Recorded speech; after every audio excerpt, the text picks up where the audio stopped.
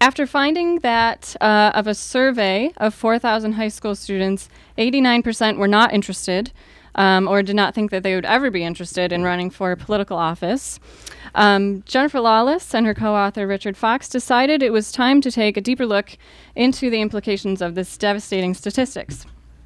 What does it mean for our nation that almost 9 out of every 10 young people have no interest in running it? That is the premise for their new book, Running from Office. With all the problems facing our nation today, from threats abroad to the environment to our national debt, seeming to be kicked down the road as a future problem to be solved, where will the leaders of tomorrow be?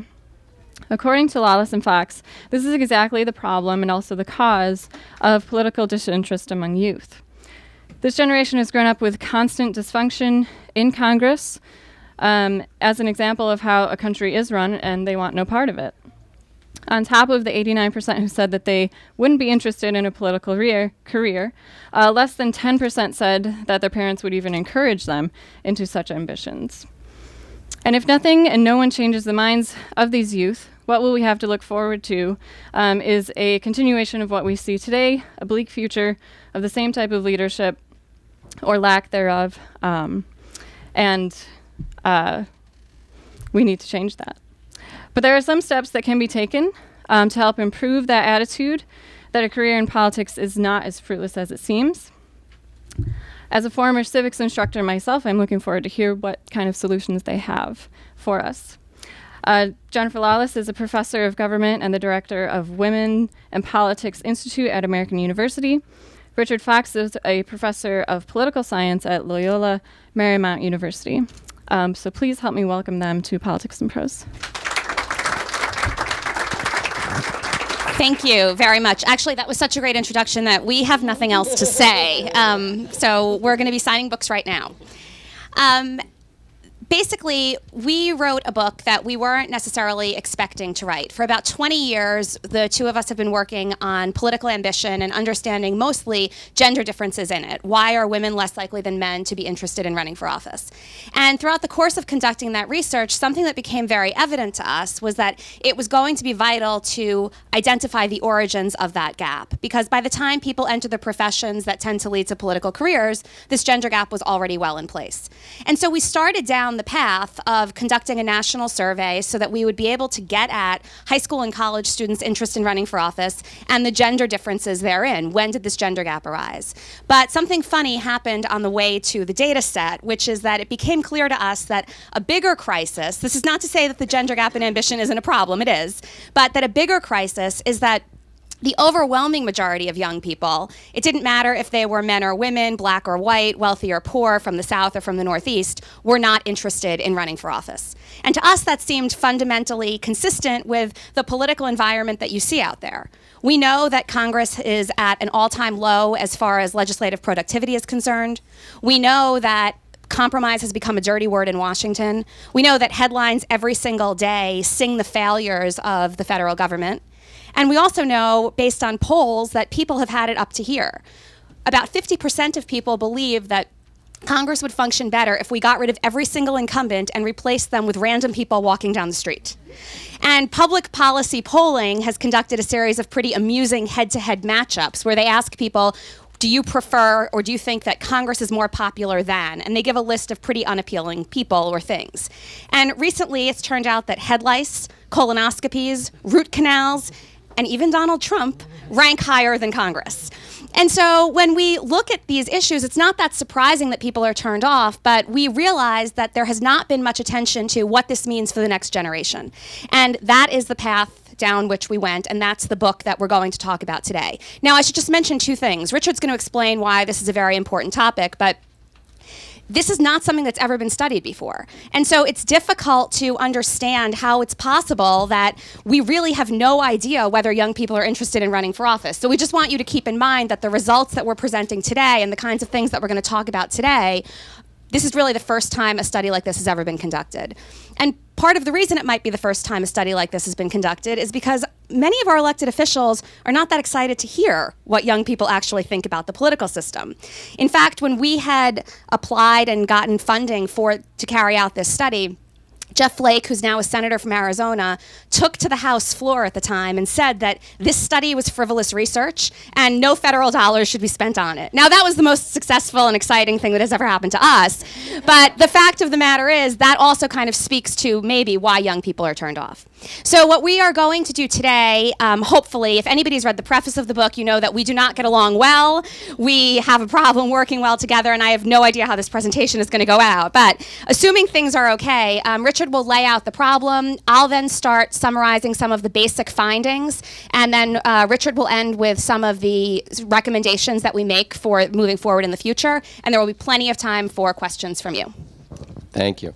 Again, thank you all for coming out today. So I'm going to lay out the argument of the book, and as you can imagine, the argument of the book is, we surveyed 4,000 high school and college students around the country. We interviewed another 115 of them in depth. That this generation, the next generation, has very little interest in public service. They view running for office extremely negatively. Most of them have said that's something I would never do, I don't want to do, I don't think it's important to do. And so we think this is a bit of a crisis. The quality of our democracy demands that our best and brightest are interested in sort of public service someday. Now just think about sort of the timeline. So the people in our survey, they're 13 to 25 years of age. That's high school and college. And so think about what they've grown up with. If you look at politics in the United States from 1995 to now, sort of that starts with Newt Gingrich and Bill Clinton battling over the government, several government shutdowns, and you go to Monica Lewinsky and Bill Clinton, the impeachment scandal, then the partisan war of the 2000 election, the incredible partisanship over the Iraq war. I mean, when we asked our people in the interviews, what's your first political memory? For the older ones who are like in college, many of them said, oh, it's the Monica Lewinsky, Bill Clinton scandal, like our president lying about his personal life, in very explicit ways. The high school students often brought, oh, it's our president, George W. Bush, lying about the Iraq war and taking us to war on a lie. I mean, whether those are true or not, that's what they remember. That's your formative moment for this generation. And this is all happening, when the 24-hour news cycle starts in the mid-90s. So we have instantaneous news. We have partisan news now, much more partisan news than we had before that. And we have news that is much more focused on scandal, conflict, negativism. They're not covering sort of that good story about what the city council somewhere did. That doesn't make it into the news filter that young people see. So it's been an incredibly negative time for them to see this. And as a result, as Jen is going to tell you in a minute, when you ask them, will you run for office? Why not? The answer is almost invariably no. I mean, this is very important for two reasons. One, we know when you track career trajectories that people, when they say what they want to be when they're 16, I want to be a doctor, a lawyer, I want to go into politics, that maps very well to what they do later in life. So your early ideas about what you want to do in your life often predict what you will do in life. We know that Newt Gingrich and Bill Clinton both, one said they wanted to be president, one said they wanted to be speaker when they were in high school and college. I mean, those are just high-profile examples. But people usually don't wake up at the age of 47 and say, hey, I think I'm going to start running for office. That does happen, but that's not the usual trajectory. So understanding young people, having the seed that running for office is a good thing to do is very important to understand what's happening early. Second, we have over 500,000 elected positions in the United States, from village council member all the way up to president of the United States. Our electoral system is predicated on the idea that a lot of citizens are going to step forward, put themselves out there, and run for office. So when you look at these numbers, and so few ever think they would do that, they just rule it out as a horrific thing to do, you begin to really worry about the quality of our democracy going forward. It's not that we won't be able to find people to fill these positions. We want more than that. We want people who want to do them, want to compete for them, and present their ideas. So we think we're in a bit of a crisis. I'm going to turn it back to Jen to sort of talk about how we sort of figured out they didn't want to run.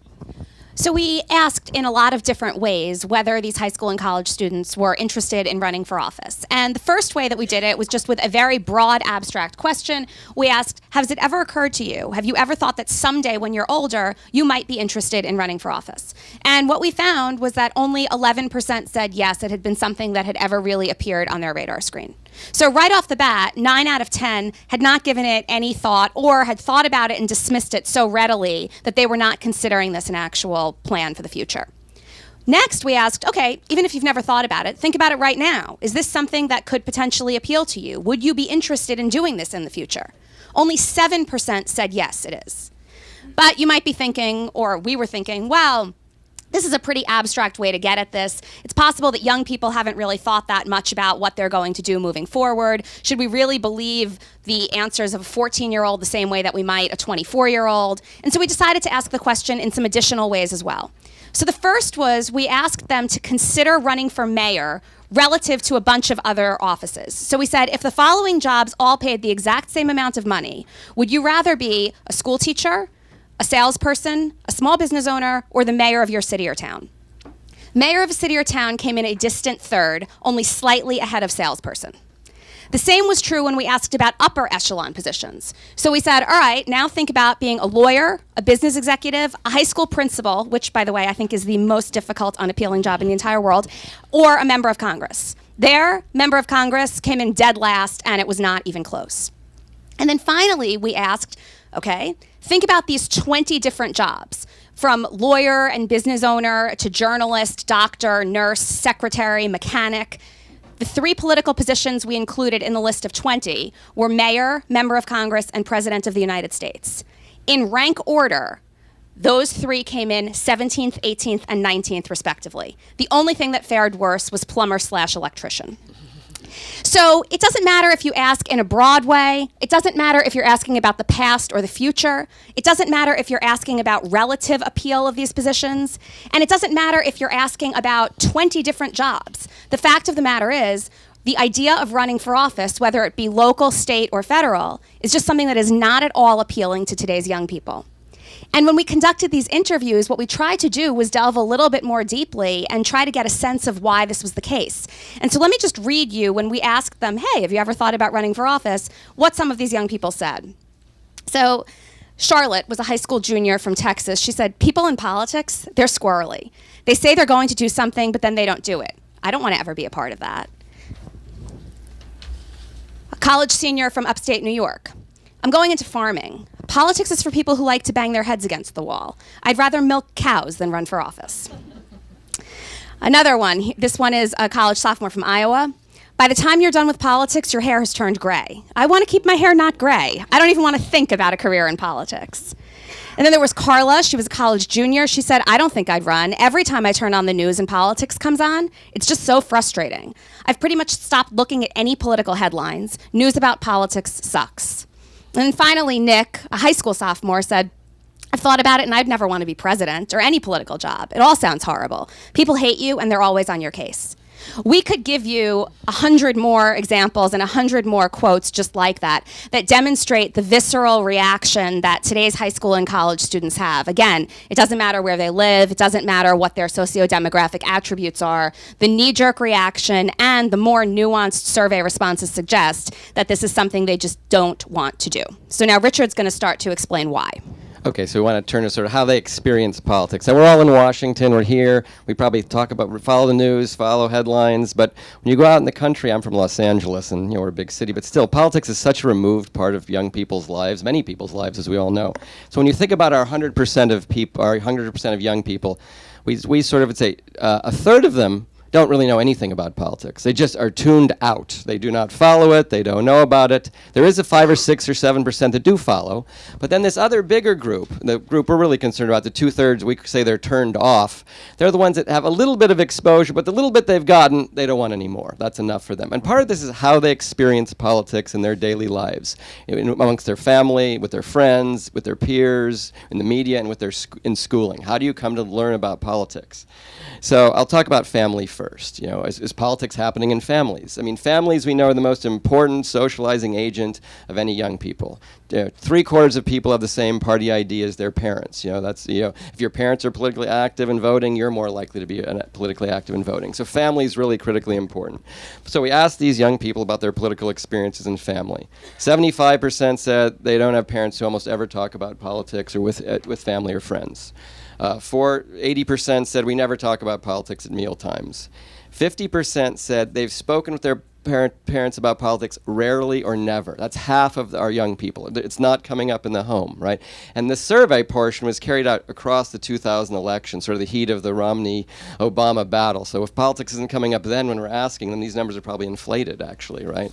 Only 5% of young people said one of their parents had ever sort of encouraged them to run for office a few times. Only 5%. Only 2% of young people ever had both parents say to them, hey, you should run for office someday. You'd be great. So our family, it's not happening in our families, right?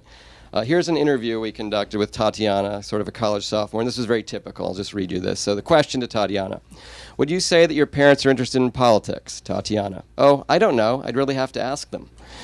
Question: do they ever talk about politics around the house or at meals? No. Tatiana: no, that never happens. Question: did your parents encourage you to follow politics or be interested in current events and what was going on in the world? Tatiana: not really. Question: did they or do they tell you that it's important to vote? Tatiana: well, I remember going with them to vote a couple of times, so in that way they made it seem important. Final question. Tatiana: why do you think politics and current events were not more important in your family when you were growing up? Tatiana responds: what would we have talked about? A bunch of guys fighting with each other and not getting anything done. So this is turned off. Like, politics isn't coming up, but what little you know about it, it's negative, it's bad. Why do I even want to know more about it? It's not, my parents don't want to tell me about it. And when we do talk about it, it's terrible. So we had many other similar comments like that. David, a college freshman, said, in my family, we just don't talk about political stuff that much. Washington politicians are terrible and a million miles away. We should just not bother with it. Jane, a high school junior. My parents never really wanted to talk about government stuff, and when it did come up, they were always saying the system was too broken to pay attention to. I could go on and on. Like, it's just not something. We all grew up, maybe those of us who are more political, like with our parents saying you should be president someday and talking about political debates. That is not the norm. In fact, that is rare behavior. And what we do know, and why this is so important, even though we have all these negative perceptions of politics, is that when parents do talk about politics or they do encourage their kids to run for office today, those kids who are encouraged to run for office by their parents were 6 times more likely to say they want to do that someday. So that message just isn't coming across in families anymore. Let's turn to how they experience politics sort of with their friends and in the media and in school. In high school, 65% of high school students say their classmates have no interest in politics, little or no, and it doesn't come up. We asked high school and college students, what do they talk about with their friends? We gave them a list of 12 things, everything from crushes and school and my job and music and movies, politics and current events. Comes in where out of 12 things? Dead last, right? Comes in dead last. That's not something they're talking about with their friends.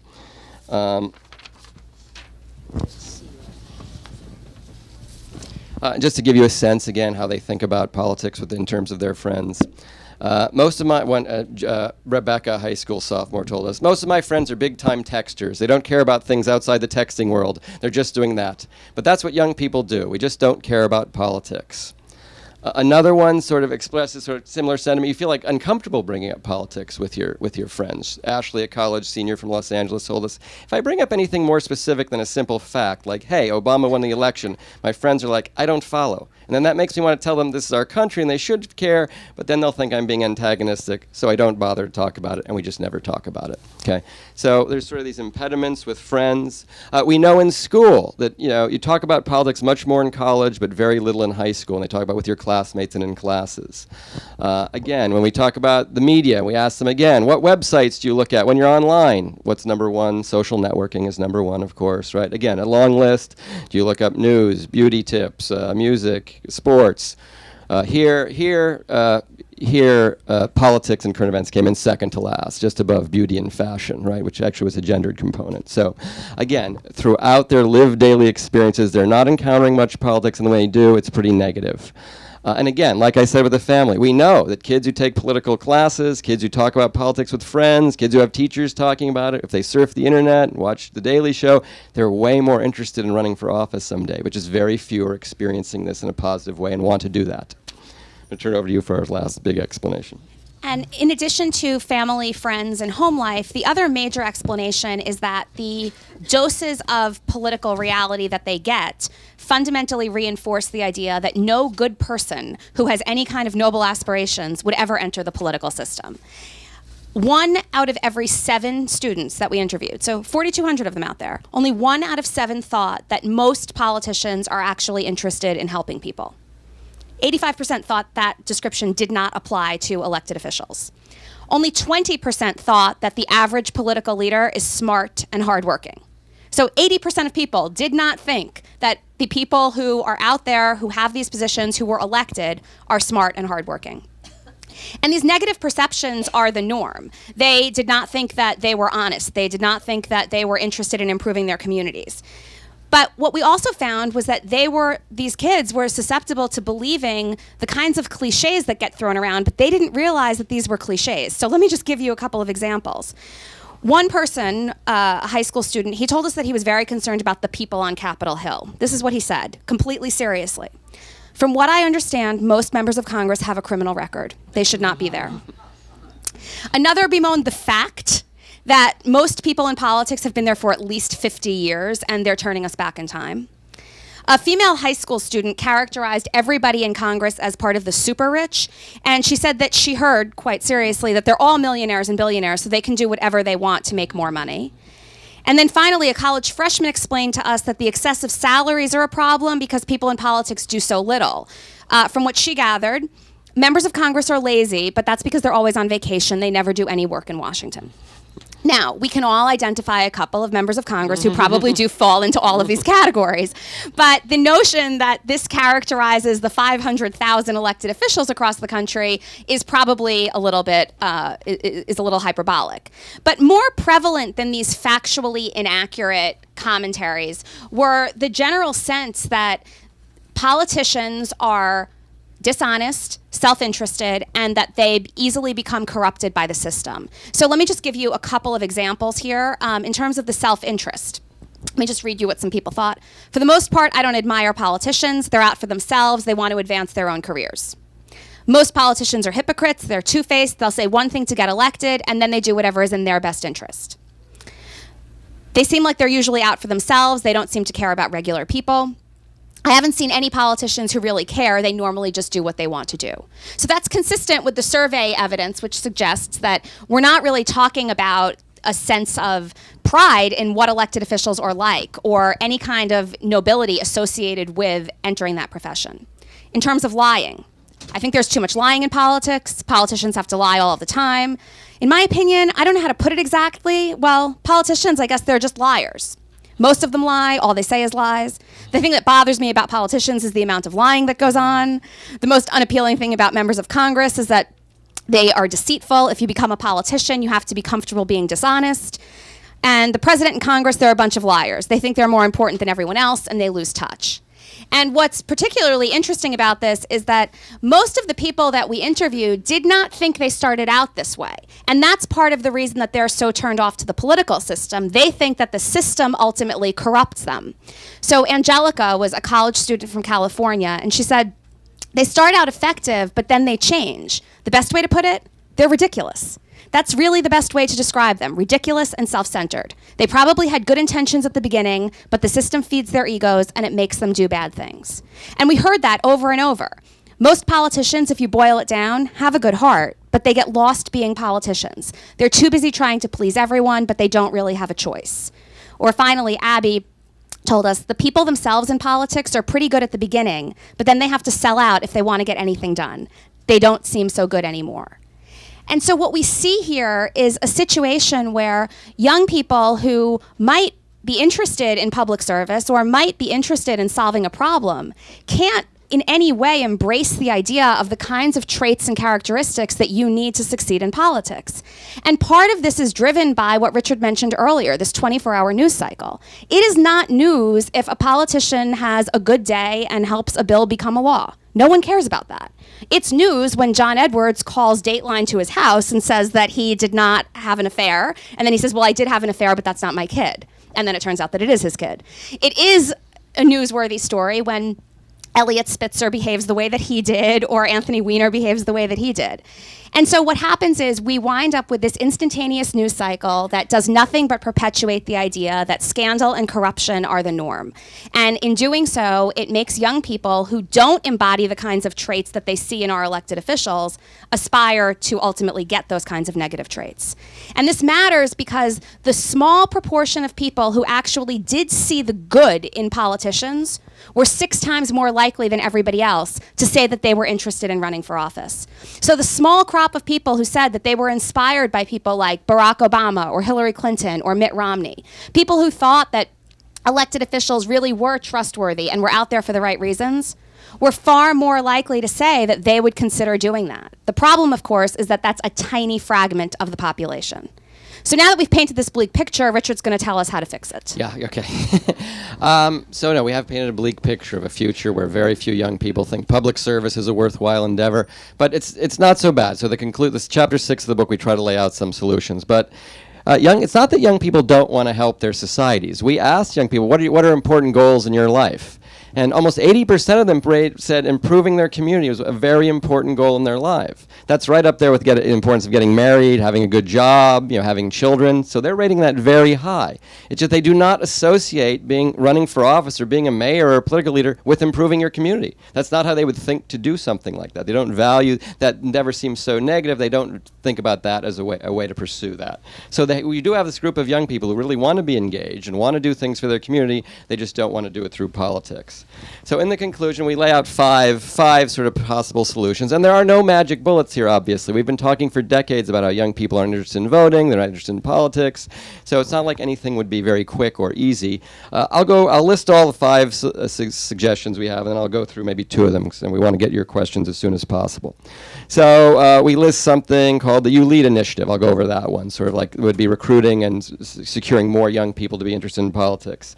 One solution we call PlayStation for Politics. All of these are like we want to meet young people where they are, right? I mean, the average high school and college student plays video games for 14 hours a day, right? I mean, so a week, a week. Some a day. There was about 2% of the boys in there that were playing 14 hours a day, I think. 14 hours a week. We want to change the college admissions process. I'll go over that one in a moment. We've said that no young people want to run for office, whether you're a female, male, black, white, Latino, rich, poor. All the numbers are very low, but there is still a substantial gender gap. More young males think they want to run for office than young females, so there's something to be done there. Recruiting, that would close the gap a little bit. It wouldn't address the huge problems of sort of so few wanting to run. And then my favorite is the development of a Go Run app, and I'll explain that one. So let me just go over a couple of these briefly before we throw it out to you. Okay, so something like, this has been tried at a local level, a very small level, something like a You Lead initiative. We've sent hundreds of thousands of people abroad with the Peace Corps to do humanitarian work. We've sent hundreds of thousands of people across the United States and Teach for America and through AmeriCorps. So those have been very successful programs that have recruited lots of people to get paid very little, but some, to sort of like, hey, public service is very important. So we think we should need something that's either a national You Lead initiative, could be called anything. But it could be could be spearheaded by the government, a foundation, could even be a corporate endeavor, but it would sort of have 2 components. We need to restore the idea that running for office and public service is a noble endeavor. So part 1 would be some sort of public service campaign, right? Maybe how a kid becomes a mayor videos, how a kid goes to Washington someday videos. Like say, hey, this is because it's got to be put on the table early for young people to sort of see this and spark that, hey, that's something I might like to do someday. Many of us who are older all remember how a bill becomes a law video, right? It's stuck in our head, the Schoolhouse Rock, that reached millions and millions of people. So some way to restore the idea that running for office is something you can do in your life. It could be something wonderful to do in your life. That'd be part 1 of it, a public message campaign. Part 2 of You Lead would be like actual recruitment of young people. We know that there are thousands of kids around the country, hundreds of thousands. They're their school reps, they're their class presidents. And we know the kids who are like strong in clubs, drama club, debate team, in sports. Those are people who don't mind putting themselves out there. They don't mind being leaders, but nobody's sort of organizing them in anywhere, encouraging them to pursue this or think about this. Remember, we're just trying to plant the seed early. They don't need to run for office when they're 22. They just need to think, this is something, hey, I could do this. I've been exposed to this early, and this looks like something I might want to do. So that's a broad one. Now, 2 more specific suggestions. The college admissions process, and this has been proposed before. Right now, you can get into the best universities in the country and know absolutely nothing about politics. You can not find Iran on a map. You could not know what party controls Congress. You could not know what the 3 or 4 big issues are that our government's facing right now, because that's not something, we would think those are very important. If you're going to be a citizen in a democratic country, you should have a basic awareness of what's happening.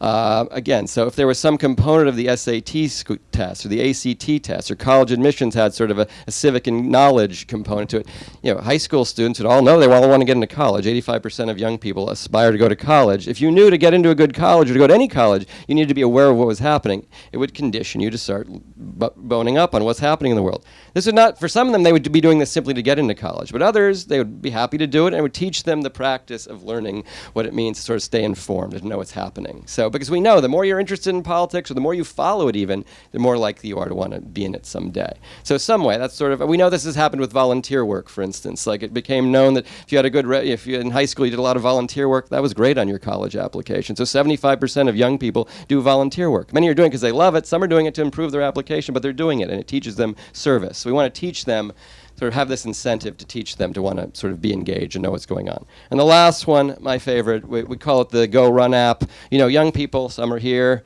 some old people, it's the world of the application, right? I mean, you want to order a car, you want to find the closest taco, you want to, buy a cheap ticket somewhere on an airline ticket, you want to download music, go on Facebook, it's all done on your phone. That's where young people live. 90% of young people have a smartphone, and they sort of check it the first thing they wake up in the morning, and they've checked it when they've gone to bed. So, but the Go Run app, the idea is to be, it's not that obvious to figure out how to run for office in the United States. I live out by Culver City in Los Angeles, and I gave my honors class of 12 students, undergraduates, said, if you want to run for city council of Culver City, how would you do that? And it's like, well, these are pretty good students. It's not online anywhere. You'd have to, call up the clerk. Go down there. So we've made running for office sort of mystifying. So the Go Run app, you would be able to input your address, right? And it would tell you from your address who are all of the elected officials that serve you, from animal control dog catcher all the way up to President of the United States. They would tell you how do you run for that office? When's the next time you can run for that office? What do you have to do to run for that office? What are the qualifications? What are the job duties of that office? You could, high school teachers around the land and political science professors saying, here's how you would get involved. Here's very easily. Here's the process. It would not just help young people, it would help anybody who wants to run for office someday. Because the process of figuring out how to run, it's different. Some state secretaries keep all the information. Sometimes it's kept in the local county level by county and a state. Sometimes parties are running elections. So it's not that, unless you're part of the game, it's not that obvious how to get into the game. That would be a difficult endeavor to build something like that. It would cost quite a bit of money to keep it and maintain it, but it would at least make it accessible. It's right in front of you. You can figure out how to do it. So those are a few of the ideas. You want to jump in or add anything? We'd love to take any of your questions now. I think we've been on for about 30 minutes or so. So we'd love to hear from you.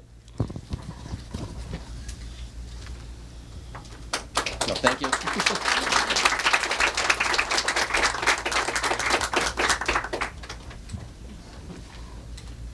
Is this mic live? Yes. Hi, I did run for office several years ago, State House office. The position was a part-time position. I first served on a committee to identify somebody who could run for this winnable seat, winnable by my party. We thought we had a great candidate. She had to back down, even though she was stellar. Why? She would have been required to resign from her job. She would have made $27,000 a year. She had a family to support. She had no guarantee of any job to come back to after that. And I think especially for a lot of young people, the idea that they could do that, maybe 27 might sound okay to young people these days, but not if they have a mortgage or rent or any other student loans or such. Admittedly, it was a part-time position, supposedly, but there basically was no other job that could be taken up in this period when the legislature was not in session. This basically left, in the state I'm from, Florida, these positions running for office became something that, notwithstanding your research here, was pretty much left to people in a certain socioeconomic group, or retirees, or people who owned their own successful business. And I say successful business. Otherwise, it was just financially completely unviable for the average person, including the average young person.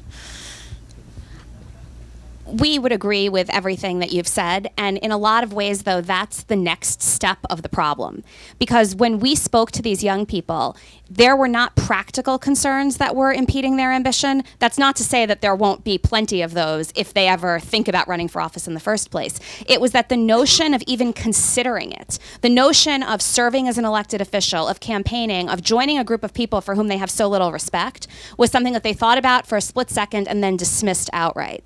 And so until we can generate greater interest in the most abstract way, until we can get more people to say that this is something that they might want to do, I'm not sure that the prospects for modifying the system or making it more user-friendly or figuring out a way, given all of these part-time positions that are out there, that people can reconcile holding them with having a job are even on the horizon. Because it takes people that want to run who then can't figure out how to navigate it to raise those kinds of concerns. We have a bigger, more fundamental problem earlier in the process, which is that the next generation of people have already decided that it's not even something they're going to think about. So that's not to play down or minimize your concerns. It's just that we, I think, would say that the problem's even beyond that, because you're lucky in that you identified somebody who then was at least willing to consider it. We're concerned that 90% of high school and college students wouldn't even fall into that category.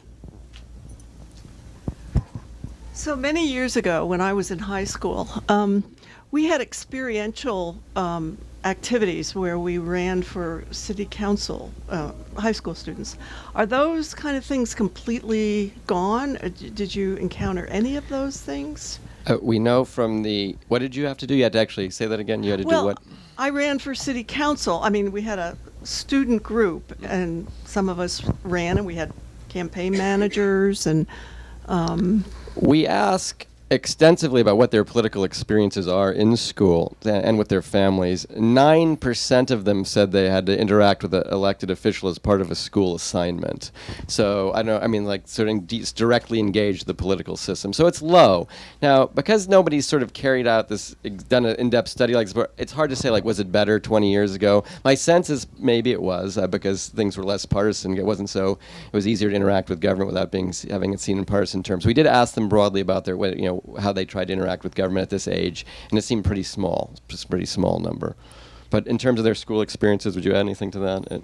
No, I mean, we had a handful that would say things like, their college professors didn't have class on election day, but they had to go out and actually do something regarding a campaign.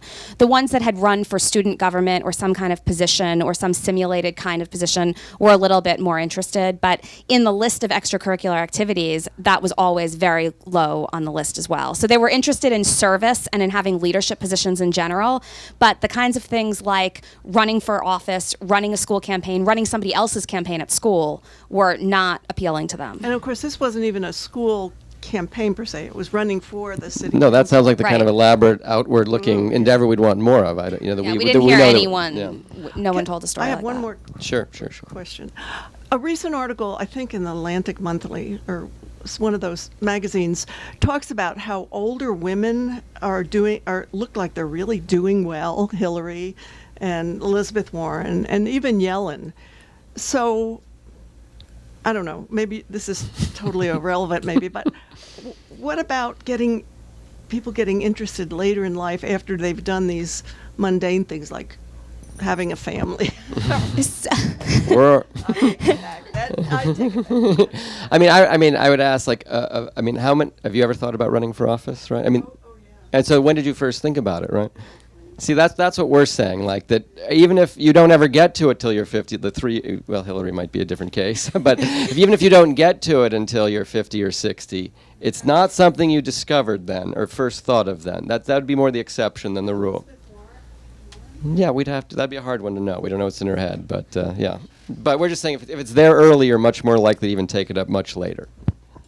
Yes, you've mentioned that about 90% of these young people have no interest in running for office, but I'm wondering, over the decades, has that number changed at all? I mean, is that new that it's that high, or was it different decades ago?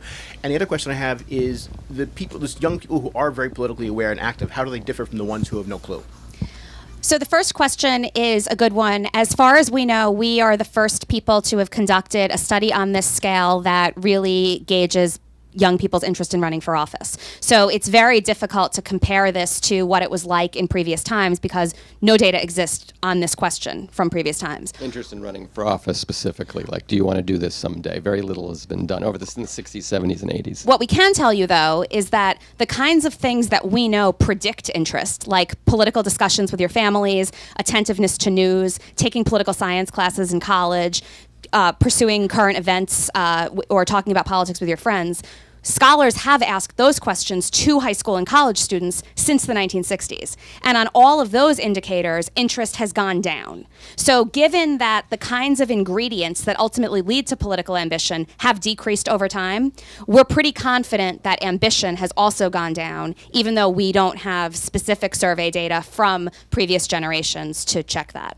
As far as the 11% versus the 89%, they're the people who talk about politics with their parents. They're the ones who pursue extracurricular activities that are political. They're the ones that follow the news online. And basically what happened was when we compared that 11% to the 89% who hadn't considered it, they see just the same amount of negativity, they see just the same amount of dysfunction, and they see the same levels of inefficiency. But because of their heightened exposure, they also come upon some good news. And so they see some politicians who are actually doing a good job. They see some elected officials who are actually getting things done. They see some communities where the political system is a way to bring about positive change. So it's not that they have these lofty, completely naive notions about what politics like. They know how bad it can be, but they also see some of the examples of the glass half full, and that's what differentiates mostly the two pieces. Just like, so UCLA does a survey of, just follow up on your first part, of incoming freshmen every year. They've been doing this since the 60s. And so young people saying that an important goal in life is keeping up with current events, that has dropped precipitously since the 60s. So like even many won't do it, but at least within the 60 and 70% were saying that's an important thing you should do back in 1960s and 1970s. That's really down, the specific numbers, it's about cut in half. It's a great book. And As a blurber. yeah, well, I loved blurbing it. I thought it was really good. A couple of things. I wondered if you saw a correlation, somebody's already touched on it, between the lack of interest and the decline at the university level of funding the humanities, funding the civics, very little teaching about the civics in high school or college, so that when you're talking about people disappointed in what Congress. First of all, I agree with your criticisms of current Congress, but I'm not sure how many people totally understand what it's like. You've got a nation of 320 million people who don't agree with each other. There's a lot of diversity, and that politics is about trade-offs, and it's about compromises and all. So you're not going to get. You said you would do this, and then you can't do that, and people say, why not? I also wanted to call your attention to two things that might be hopeful. You're looking for people to start getting young people involved. There's a group called the Harry Potter Alliance, very well funded, large national group, high school students, some college. The Millennial Action Project, run by Stephen Olacara, is a national organization working on getting people involved. So there is some hope. But anyway, I thought the book was terrific. Thank you. Well, he did bring up the idea of civics training. We didn't do that much on that. Like the interesting idea, if you're an English major, you're more likely to be somebody's interested in running for Congress or something like that. We know there's a huge literature. There are people who've studied what works, because it's very hard to get young people involved in sort of in a sustained way. And those results are very mixed. If you make them take a government class in high school, if you make them do a voting drill during the election where they have to sign up people and then sort of do a mock election, the research is quite mixed on what actually works as a motivating force. So we didn't probe too deeply into that topic, but it's not very clear what would work exactly like that, although there's certainly more work to be done in that area. And the one other thing I would add is that over the course of the last 20 years, we've seen heightened rhetoric from members of Congress saying things like, I'm going to make sure that Barack Obama has a one-term presidency, right? And so the language that winds up getting picked up on and then disseminated over and over again is one that is antagonistic toward the notion of compromise. And so while it's true that the only way anything can get done is by compromising, in a lot of ways, we have these high-level elected officials using rhetoric to suggest that success is defined by an inability to compromise. And that is in some ways setting the expectations for the next generation, and they're implausible if we actually want to see efficiency or any level of productivity. Hi, I have two questions. I'll try to keep them short.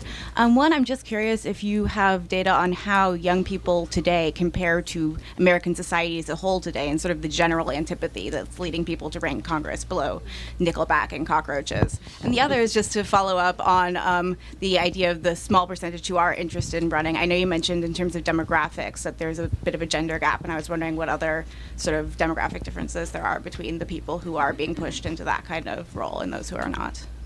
I'll follow up on number one. I mean, like, I don't. We've seen the entire country slide into a place where they're very negative about politics. And one of the reasons they do that is because we sort of didn't emphasize this enough. It's like the way they view politics is through a national lens. You know, I mean, there's things going on in cities and states that are very under the radar screen. They're really good things, right? People are solving problems. That's not how they learn to see politics. So as young people, we would argue, become disinterested. The entire country is rating it. The adults, older people are rating everything lower. So we're all just sliding down. No wonder parents aren't telling their kids to run for office. They don't like politics either. It's not like they've stayed up more favorable. So I think this is just the consequence nobody's looked at of what it means when an entire country or many people begin to think this is a broken system, it's dysfunctional, it's terrible, I don't want to follow it anymore. It's just trickling down to this problem that we're pointing out. I don't know if you want to add to that. In terms of the demographic differences, in high school there was virtually no gender gap. The gender gap opens up pretty dramatically when you get to college, where women's ambition sort of flatlines and men's goes through the roof. So that was the biggest difference that we saw. We also saw actually that African Americans and Latinos were a little bit more likely to say that they were interested in running for office. And that actually gets traced back to positive attitudes toward politicians. About 70% of them had some kind of positive affect toward President Obama. And so when there is an inspirational political figure out there, you're a little bit more inclined to say, this might be something I want to do. And then the one other difference that's relevant here is that the children of Democrats were more likely than the children of Republicans to have been encouraged to run for office. Now, again, the numbers overall are small, but this is consistent what we would think with adults' perceptions of the way politics is supposed to work. Democrats are now far more likely than Republicans to believe that going into government is a way to potentially help people.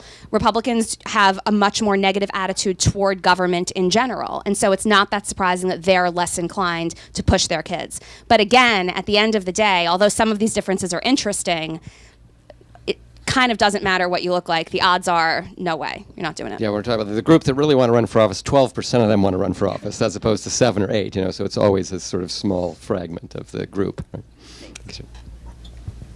So let's assume that all these suggestions you've made for getting young people to run for politics work, and there's a flood of interest in that.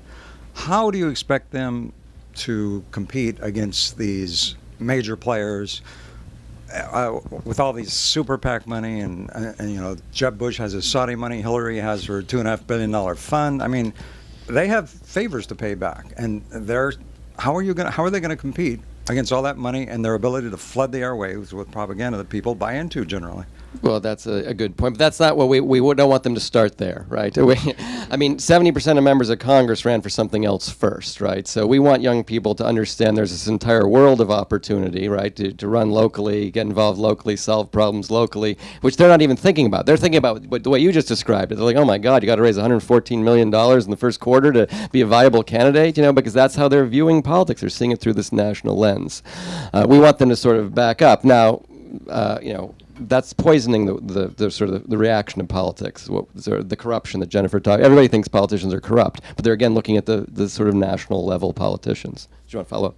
Oh, well, do you have any suggestions as to how to circumvent this huge amount of money that's flooding into the system? I mean, how do you buck up against that? You have a fix for that.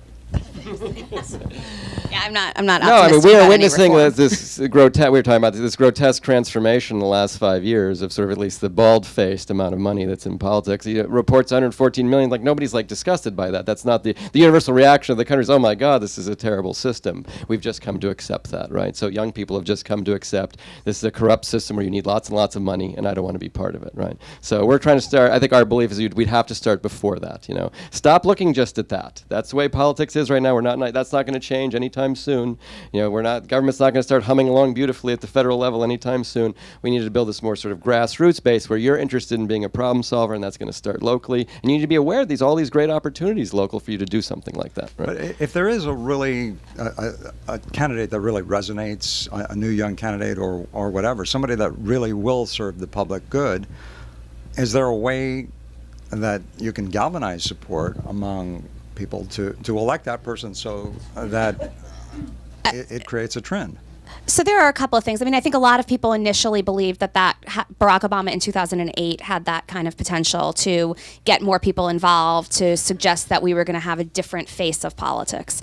I don't know, given the way that the federal government works right now, given the way the 24-hour news cycle works, that any one person or any small group of people will ever be able to have that effect. If he was not able to do it in 2008 because the expectations were so high, it's unclear that anybody could do that. But one of the things that we do talk about in our proposed solutions is to have some inspirational people that young people do look up to. Some of them would be political leaders like Barack Obama, but some of them would be celebrities. In fact, we had uncovered sort of lists of who young people think are the most inspirational, and Taylor Swift did beat out Barack Obama. So by a lot. It was not so close. But if and I can't even believe these words are going to come out of my mouth, but you can't either. But like if Taylor Swift and a bunch of other celebrities that actually resonated and seemed worthy to young people would do a public service announcement that encourages them to think about running for office, that could actually go a long way. I think they're so turned off to the way political leaders operate that we might need to think about different messengers. And we see this, there was the, what was the name of it? The Run Like a Girl campaign. Right, so which aired during there was a Super Bowl ad. It was all corporately funded, and it was this idea that there don't have to be differences in confidence between young boys and young girls. And this idea was sort of put out there by people out there saying, look, you're a girl, you can achieve whatever you want. And so it's possible, I think, that we could start sending a message at a national level in a very broad, abstract way that if you want to solve problems, this is something you should think about doing. And maybe elected officials aren't the only messengers. First, major props to the book. Super fascinating research topic. I kind of have more of a theoretical question based off of your findings. I know as political scientists, that's not always the best answer or best question to ask. But I'm really fascinated on what you think would be the future of American politics with this high amount of political apathy towards young people, especially like your findings. You see that people who are raised by more, I don't say partisan or hyperactive political parents are more likely to run for office. Do you think that could potentially lead to more partisanship in the future? And in addition, do you also think with this high amount of political apathy towards young people, you're going to get more non-traditional political candidates? So like the popular thing now, the GOP primary is Donald Trump, although he only has like 10-15% of like the polls, and you have like 15 people running for president. You see people interested in the idea of a non-politician running for office because he's not one of those guys. The same type of guys that the people that you survey in your book see as corrupt or fishy or shady or whatnot. I mean, I'll just answer one. I mean, part of this is an abstraction, right? Like, what happens if hardly any young people want to do this? There's a series of books out there talking about how young people don't follow the news anymore, and they're like, oh my God, the people under 40. This was written about 10 years ago. They look at their news habits. They're not following, basic fact-based news about what's happening with policy and around the world. Another one talks about young people really don't look trend-wise. Young people's voting is way down. There was a blip with Barack Obama, but really older Americans are dominating voting. Therefore, the electoral system responds to their needs and not younger voters' needs. So some of this is theoretical. Oh my God, is democracy sort of falling down the tubes? If we don't do anything, we'll probably just end up with sort of a kind of a not very satisfying democratic process, like someone saying we have now, right? I mean, where our government does things that we think years ago many people would have been very upset about, but now just happen, because we don't have a very deeply engaged citizenry. So it's not that we won't fill these 500,000 positions. It's just we won't fill them vibrantly and with the competition of ideas and that we would hope for. So I mean, but it is like, where does this lead us? Just leads us to not very good democratic practices, and I guess it could be worse than that. But and I think speaking to the Donald Trump point, that what came out was that young people, and surveys indicate that adults feel the same way too, are looking for authentic candidates, right? So it's not necessarily that they have to be outside of the mainstream, that they don't have to be Democrats or Republicans. They actually want some degree of authenticity. They want them to seem honest. And so if Donald Trump says something that to a large proportion of the population is just utterly offensive, ironically, some people are kind of like, oh, but he's at least honest, right? And so we have this bizarre situation out there where the expectation is that people are going to say the politically correct thing, and then that must be a lie. So when somebody says something that is outrageous, I'm taking this from the audience, I'm nonpartisan, somebody says something outrageous, it's sort of dealt with respect. There's, Chris Christie was another example until the Bridgegate scandal. This idea that, he was willing to yell at people who came to his rallies and told them that they were not smart and not well behaved. People were like, wow, that's a guy who tells it like it is. I think these are the kinds of things that people are looking for, just because at the federal level, the notion of like a caricature candidate, like insert candidate here, has taken hold, and that's what people find unappealing. Thank you. I think this is going to be our last question. I had another demographics question. So I was wondering if you took information when you were taking surveys on urban versus suburban versus rural backgrounds of these students. So would people in urban situations be more likely to want to run for office in that 11%, or did they have more civic engagement experience at the high school or college level? Location. I mean, I'm always looking for regional. Are there certain states, the South versus other regions? It seemed to filter through where we did find differences. Like Jen mentioned, there was a little bit of a party difference between Republicans and Democrats. There was a little bit of a difference between young men and young women. There was a little difference on race. Region didn't seem to predict anything that wasn't being predicted through those regions. We know certain demographic groups are more likely to live in cities, but those seem to be the predictor, like the party affiliation, than the actual location of where you live. Right, and to just build on that, we've, over the last 15 years, done surveys of adults, and we found that those kinds of differences don't matter in their ambition either.